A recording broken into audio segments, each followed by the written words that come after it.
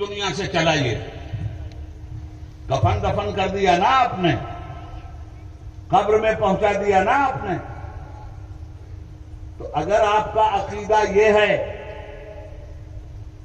کہ اس دنیا سے قبر میں جانے کے بعد معاملہ ختم, تب تو میرے بھائی نہ تعزیت کی ضرورت ہے, نہ جلسے کی ضرورت ہے, اور نہ ہی عرس کی ضرورت. عرس ہو کیوں رہا؟ بزرگان دین کا عرس اسی لیے تو ہو رہا ہے کہ آپ زندوں کی بارگاہ میں خراج عقیدت پیش کرنے آئے ہیں, مردوں کے پاس نہیں آئے ہیں آپ. آج قبر میں انسان جا رہا, 4 آدمیوں کے کندھے پر. اسلام کے ماننے والے آپ ہیں, اور اسلام کا فلسفہ ما بعد الموت عبید اللہ اعظمی سمجھا رہا ہے آپ کو. موت کے بعد کی زندگی برحق ہے, یہ تو پڑاؤ تھا, یہ سب سفر ہے آپ کا. عبید اللہ اعظمی بھی انتقال کر کے آئے ہیں یہاں. ہم صوبہ بہار, اب تو جھارکھنڈ ہو گیا, کی راجدھانی رانچی سے چلے اور انتقال کر کے بمبئی آ گئے. پھر بمبئی سے ہم نے انتقال کیا, ہم گاندھی دھام کانڈلا آئے, اور کانڈلا ایئرپورٹ سے پھر انتقال کیا, حضرت کی بارگاہ میں آئے ہیں. یہاں بھی مستقل رہنا نہیں ہے, مسلسل انتقال ہی کرتے چلے جانا ہے, مسلسل منتقل ہوتے جانا ہے. تو موت کا مزہ چکھنے کے بعد مرا نہیں ہے انسان, یہ تو انتقال کر گیا ہے. اور اگر یہ مر گیا ہے تو یہ قبر میں سوال کا جواب کون دے رہا ہے؟ یہ من ربکا کا جواب کون دے رہا ہے؟ یہ ما دینکا کا جواب کون دے رہا ہے؟ یہ ما تقول فی حق ھذا الرجل کا جواب کون دے رہا ہے؟ یہ 3 سوال قبر میں ہوگا کہ نہیں ہوگا؟ مردے سے ہوگا. تو ایسی عقل پر جو زندگی اور موت کے فلسفے کو سمجھے بغیر بکواس کرتی ہے. عرض یہ کرنا چاہتا ہوں حضرات کہ قبر میں جب بندہ مومن جاتا, سنو کیسے کیسے انتقال کرتے ہیں ایسے لوگ. جب اللہ کے مقرب بندے انتقال کرتے ہیں مولانا, تو کیفیت کیا ہوتی ہے؟ ان سے کہو ابن ماجہ پڑھیں, ان سے کہو اگر جہالت کا لٹھ نہیں ہے ان کے پاس تو یہ پڑھیں سیاہ ستہ کو. کیا فرمایا جا رہا ہے؟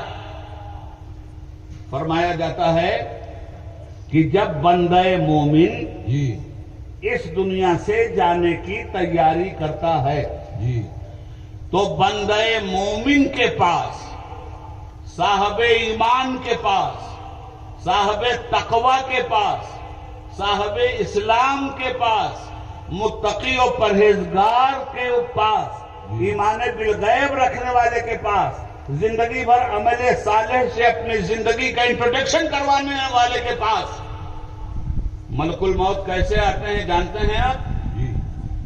500 فرشتوں کا جلوس لے کر آتے ہیں. ابو داؤد شریف پڑھیے, 500 فرشتوں کا جلوس لے کر ملک الموت آتے ہیں بندہ مومن کے پاس, اور مسکرا کے کہتے ہیں بندہ مومن, اس لیے کہ جب موت کا وقت ہوتا ہے, موت ایک اصطلاحی لفظ ہے اس لیے بول رہا ہوں, جب انتقال کا وقت ہوتا ہے کیا ہوتا ہے؟ انتقال کے وقت غیب کے پردے ہٹا دیے جاتے ہیں, اور جب غیب کے پردے ہٹ گئے اور حقیقت دکھائی دینے لگی, فرشتے دکھائی دینے لگے, اس وقت کوئی توبہ قبول نہیں ہوتی. توبہ اسی وقت تک قبول ہوتی ہے جب تک غیب کے پردے, حجاب عظمت کے پردے نہ ہٹیں. اب توبہ قبول ہونے کا وقت نہیں ہے جب فرشتے سامنے آ گئے. تو یہ فرشتے جب آتے ہیں دوستو, تو دنیا سے جانے والا بندہ مومن ان فرشتوں کا دیدار کرتا ہے. فرمایا گیا 500 فرشتوں کا جلوس لے کر بندہ مومن کو لے جانے کے لیے آتے ہیں ملک الموت, اور آنے کے بعد کہتے ہیں بندہ مومن اللہ کے سلام کے ساتھ آیا ہوں تیرے پاس، خوش ہو جا۔ ہم لوگ تو کہتے ہیں کہ انتقال کی خبر آئی، مگر یہ بندہ مومن لفظ انتقال سے بھی اونچا رتبہ پا گیا، وصال کی خبر آئی۔ اور جب وصال کی خبر آئی تو سنو سرکار یاسی کیا فرماتے ہیں۔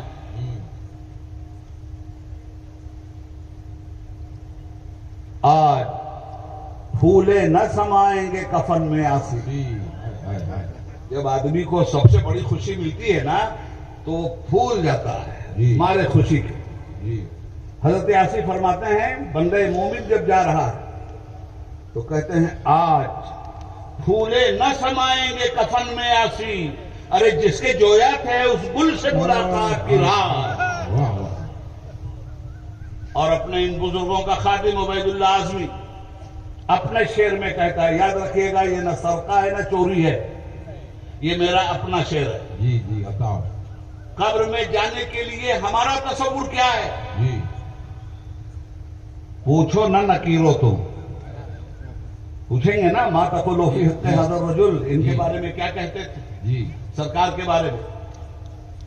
عبید اللہ اعظمی کہتا ہے پوچھو نہ نکیرو تم، یہ کون ہے ہم سے؟ جی پوچھو نہ نکیرو تم، یہ کون ہے؟ یہ کون ہے ہم سے؟ ارے رکھا ہے یہاں ہم نے قدم آپ کی خاطر، ہم تو مرے ہی ہیں اپنے مصطفیٰ کی زیارت کے لیے، ہم نے تو انتقال ہی کیا ہے اپنے مصطفیٰ کی زیارت کے لیے۔ ہائے ہائے۔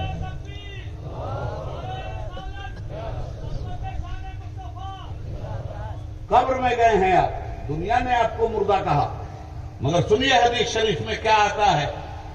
حدیث شریف میں آتا ہے کہ جب کافر و فاسق و فاجر مرتا ہے، مرنے کا مطلب انتقال کرتا ہے،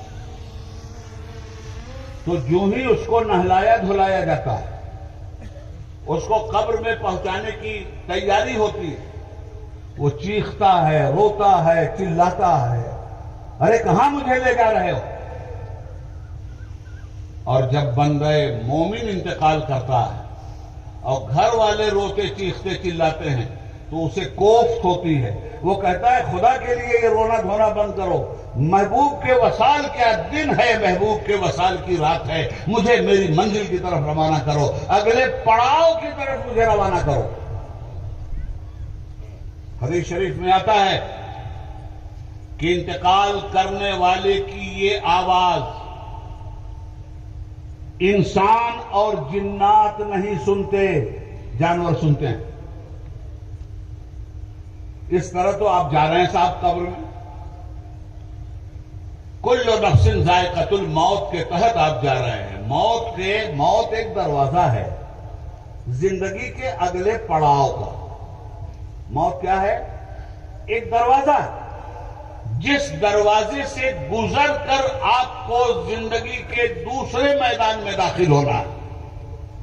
تو جب برزخ کے میدان میں آدمی جاتا ہے اور برزخ کی وسعت دیکھتا ہے تو کہتا ہے او ہو جس دنیا کو چھوڑ کر ہم آئے ہیں وہ دنیا تو بس اتنی ہی بڑی تھی جیسے دنیا میں آئے تھے ماں کی گود چھوڑ کر۔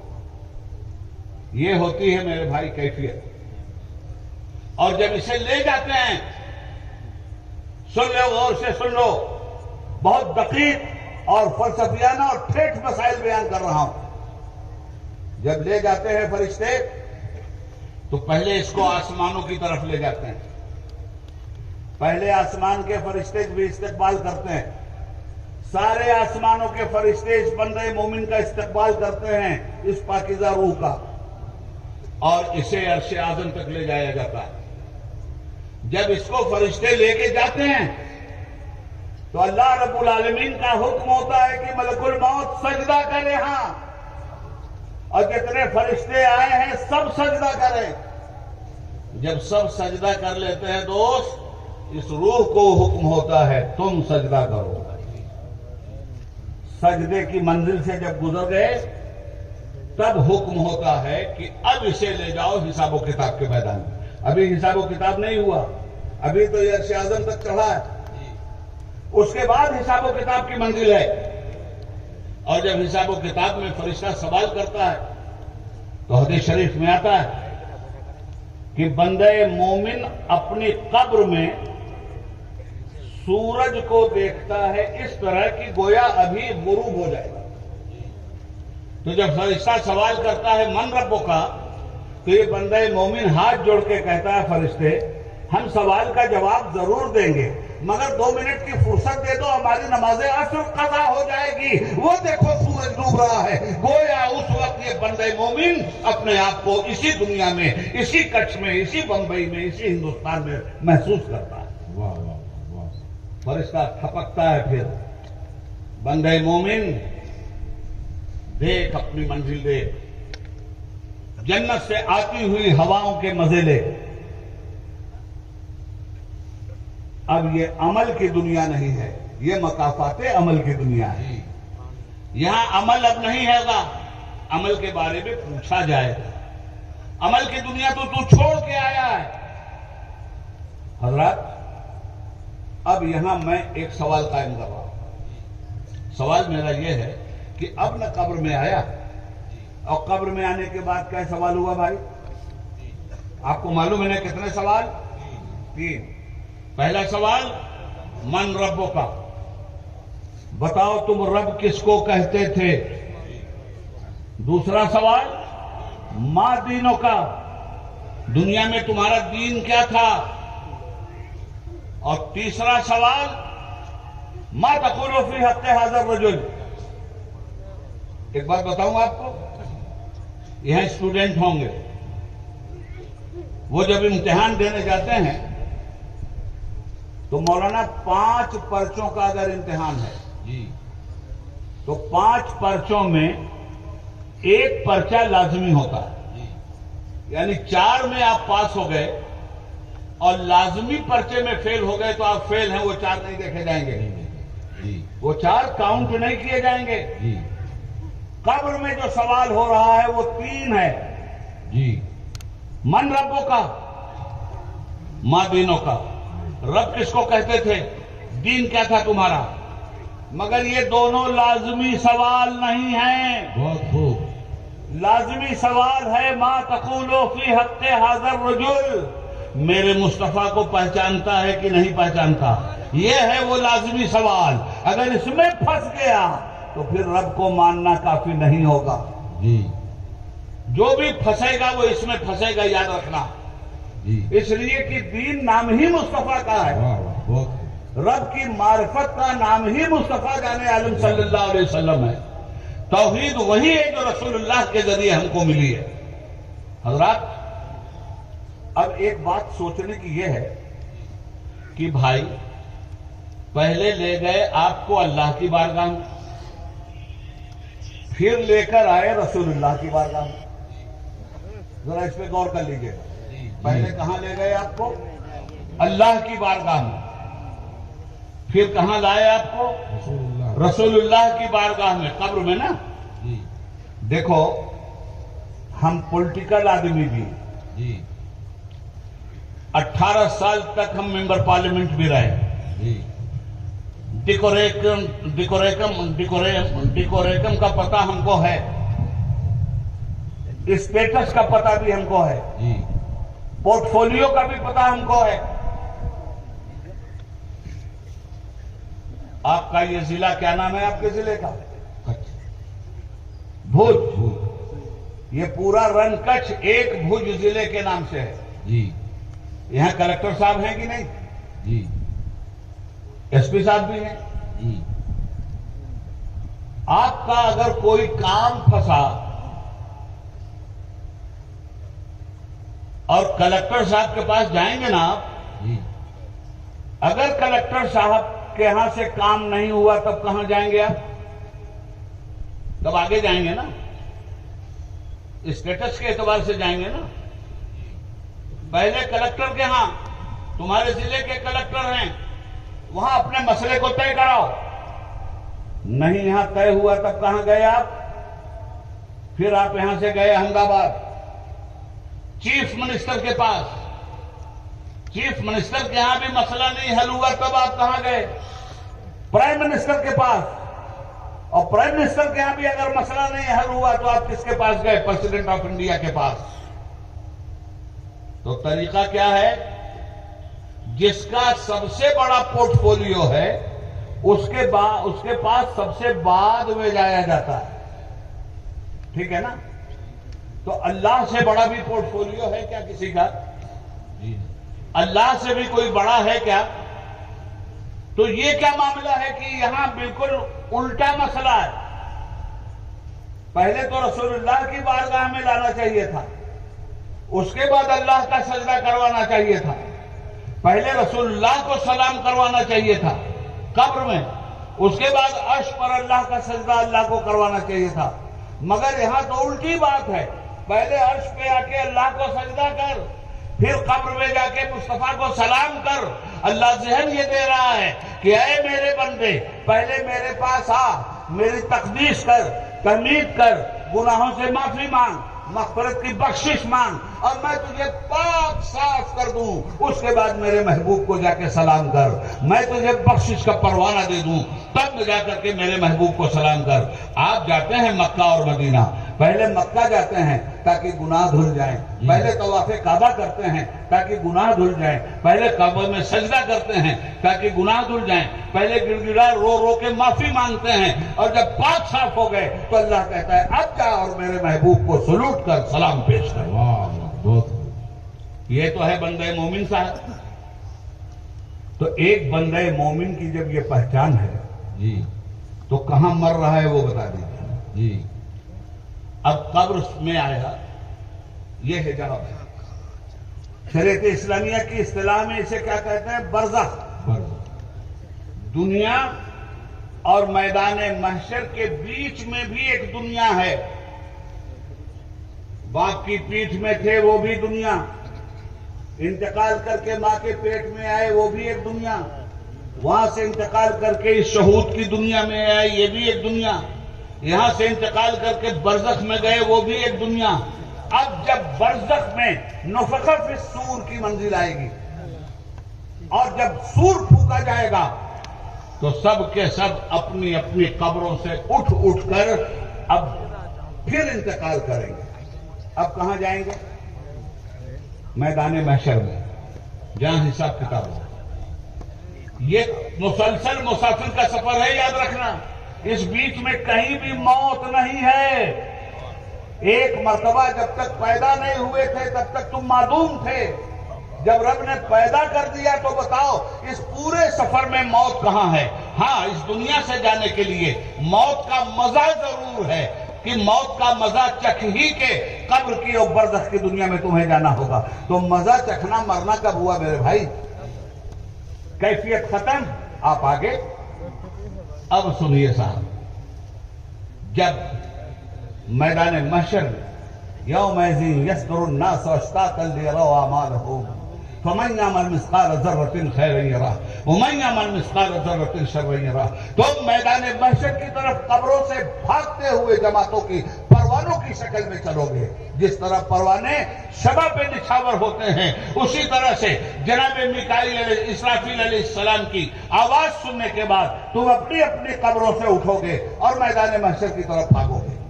اب میدان محشر میں آئے تو یہاں بھی انتقال کیا آپ نے. ابھی تک مقام نہیں ملا، جی ابھی تک پردیس ہی پردیس چلا ہے. جی گھر ابھی نہیں ملا، مستقل ٹھکانہ ابھی نہیں ملا. ہاں، جب میدان محشر میں حساب ہو جائے گا تو دو ہی مستقل ٹھکانے اللہ نے بنائے ہیں.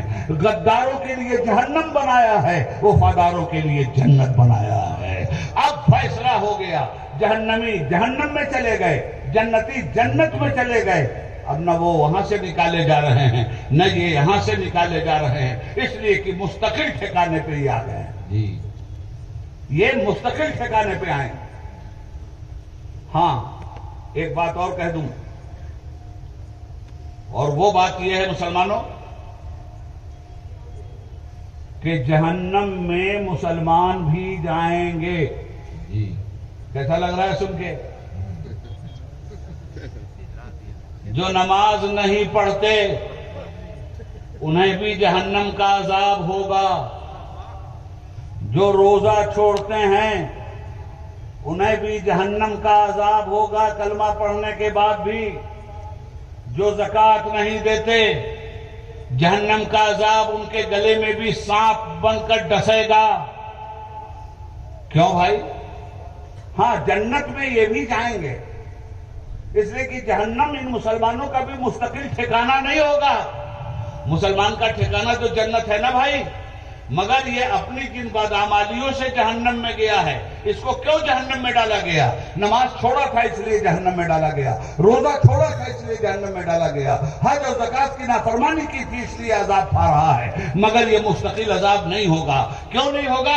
اللہ کی وحدانیت کو یہ مانتا تھا، رسول اللہ کی رسالت کو یہ مانتا تھا، کلمہ یہ پڑھتا تھا، اور اس کلمہ لا الہ الا اللہ محمد الرسول اللہ میں اتنا پاور ہے، اتنی طاقت ہے کہ بڑے سے بڑے جہنمی گنہگار مسلمان کو بھی یہ کھینچ کے نکالے گا اور جنت کے دروازے پہ لا کے ڈال دے گا.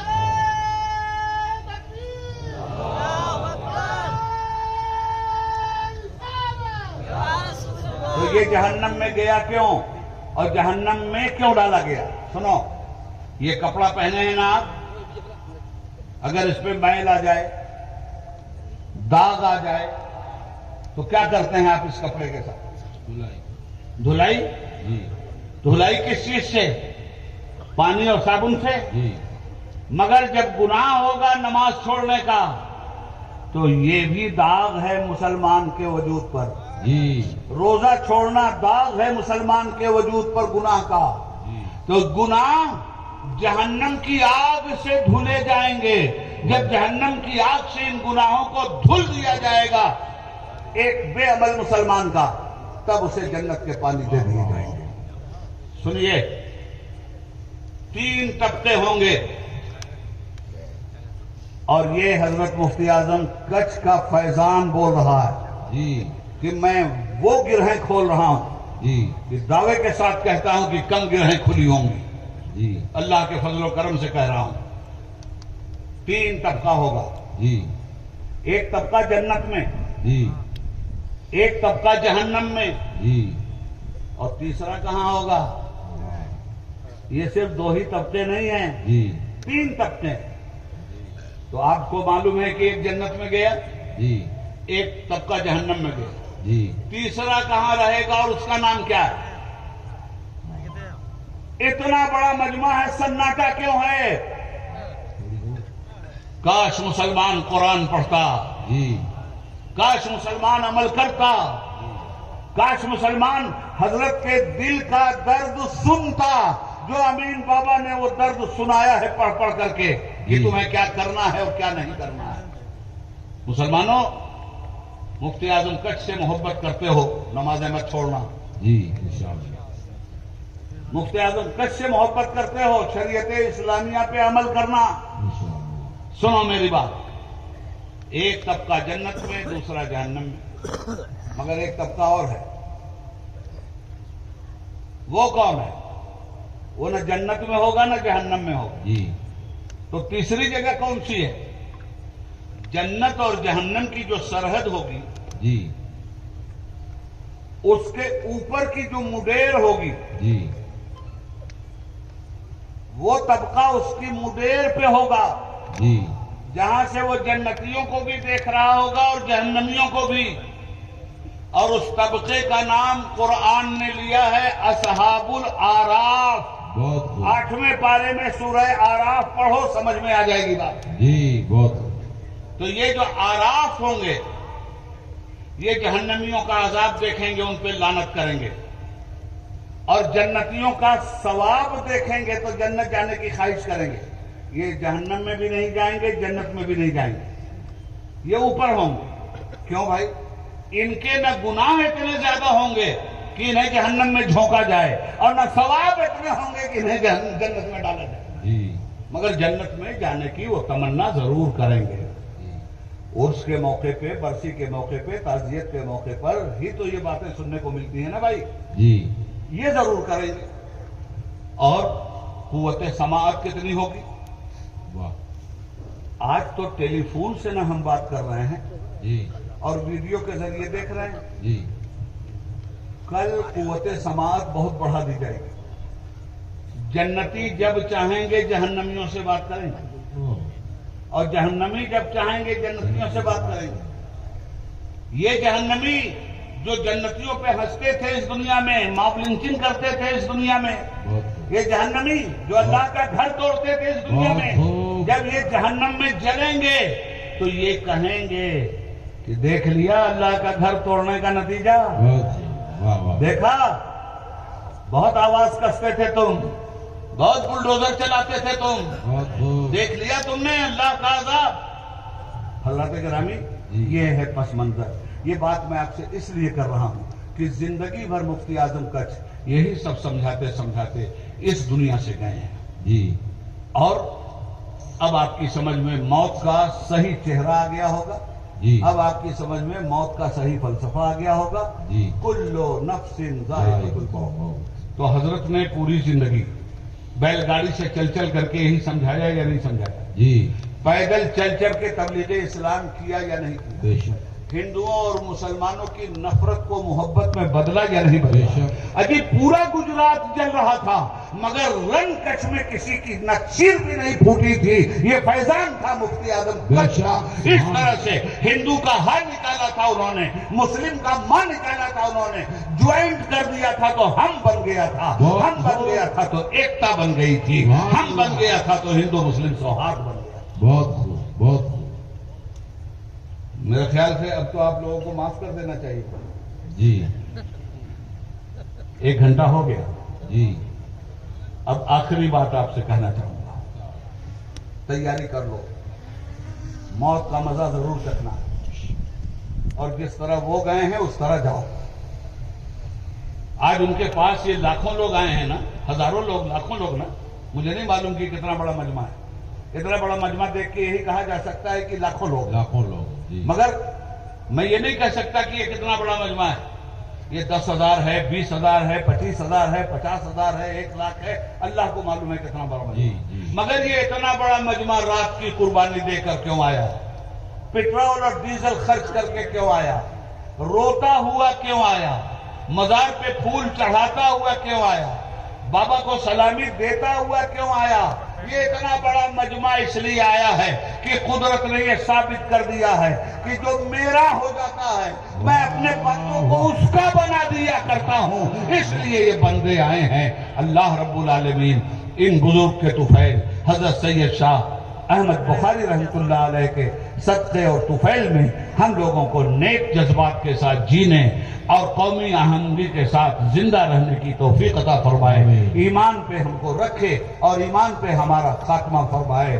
خوب کی سیر چمن پھول چنے شاد رہے، باغباں جاتا ہوں گلشن تیرا آباد رہے. اسلام زندہ باد، مفتی اعظم کچھ پائندہ باد. سبحان اللہ. بہت خوب، بہت خوب. یہ تھے حضرت. بہت خوب، بہت خوب. یہ حضرت مولانا عبید اللہ خان اعظمی ہوا. ہانے دعائیا کلمات لا کرے پاں جرابار ویوں دعائیا کلمات لا کرے. آؤں عرض کہیں دو سے پانچے وچ میں خانوادہ لونی شریف جا چشم و چراغ حضرت پیر سید غلام حسین شاہ جیلانی